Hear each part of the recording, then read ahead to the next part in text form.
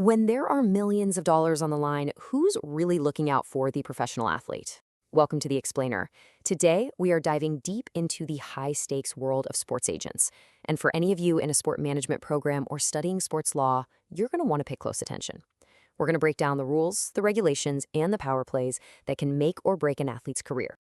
All right, so here's our game plan. First, we'll get right to the heart of the matter and define the agent problem. Then, we'll see how individual states and even the federal government tried to fix it. And that's where things get interesting. Finally, we'll look at how the players themselves stepped up and completely rewrote the rulebook.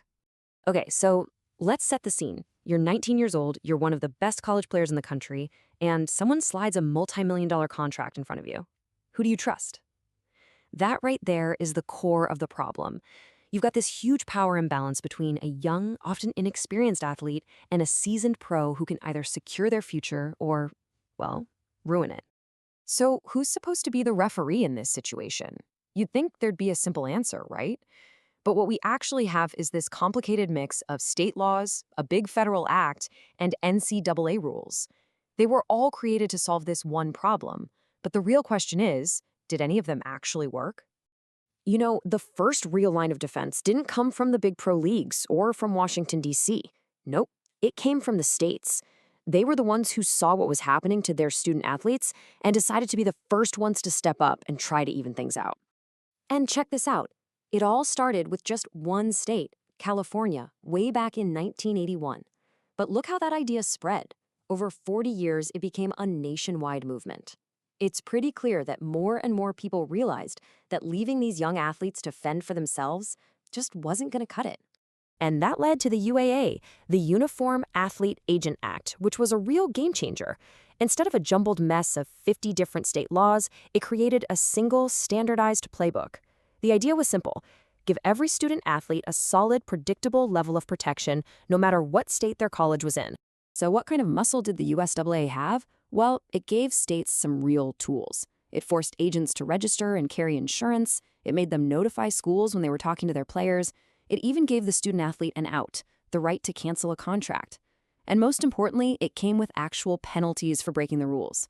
But just as it seemed like the states were getting a handle on things, the federal government decided to get involved. And, well, this is where the story takes a bit of a twist, because the focus of who was actually being protected started to change. And that brings us to SPARTA, the Sport Agent Responsibility and Trust Act. Sounds impressive, right? This was a federal law enforced by the Federal Trade Commission, and on the surface, it looked like the ultimate shield for student athletes, designed to stop agents from making sketchy promises or giving improper gifts. But was it? Yeah, here's the catch. When you look closer, SPARTA wasn't really about protecting the athlete's career at all. Its real focus was protecting the universities. It was all about stopping agents from doing things that would make a star player ineligible to play for the school, which, of course, would hurt the school's chances of winning and making money. And if you need proof that SPARTA was all bark and no bite, look no further. Since this law was passed, the agency in charge of enforcing it, the FTC, has not hit a single agent with a single penalty, not one. It's the definition of a paper tiger. It looks intimidating, but in the real world, it offered almost no protection at all. So what about the NCAA? Surely they can do something, right? Well, not really. See, the NCAA's power is limited to its own members, the schools and the players. An agent isn't a member, so an agent can break all the rules they want, and what happens? The agent just walks away, leaving the athlete and the university to face all the punishment. So at this point, the whole system was just not working. The state laws had holes, the federal law was a dud, and the NCAA was basically powerless. This created a huge power vacuum, and you know who stepped in to fill it? The players.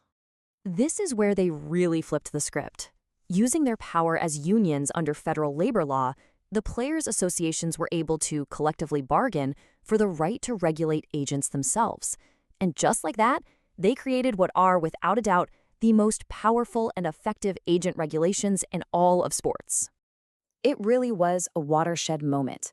The NFL Players Association kicked it all off in 1983 with their certification program, and once other players saw how well it worked, it started a domino effect. The MLBPA, the NBPA, the NHLPA, they all followed suit, creating a brand new industry standard where agents finally had to answer to the athletes. And let me tell you, becoming an NFLPA certified agent is no joke. You need a postgraduate degree, you have to shell out $2,500, pass a serious background check, and then pass a ridiculously hard exam. The union set the bar incredibly high for a very simple reason: to make sure that only the most qualified, professional people could even get in the same room as their players. But the story doesn't end there. This new wave of athlete empowerment keeps pushing forward, creating brand new models of representation that are totally changing what it even means to be an agent in the first place. One of the biggest shifts is how people get paid. For decades, agents took a percentage of the contract, usually around 3%. But now you see smart athletes hiring a lawyer and just paying them an hourly rate to get the deal done. Think about it. On a $10 million contract, 3% is 300 grand. You could pay a top lawyer for a ton of hours and still save an absolute fortune. And the unions aren't just stopping at contracts. The NFLPA realized that a bad financial advisor can be just as damaging as a bad agent. So now they vet and pre-qualify financial advisors too. It's another huge layer of security designed to protect their members' wealth long after their playing days are over. So it's pretty clear the balance of power in sports has shifted, from the schools to the government, and now firmly to the players.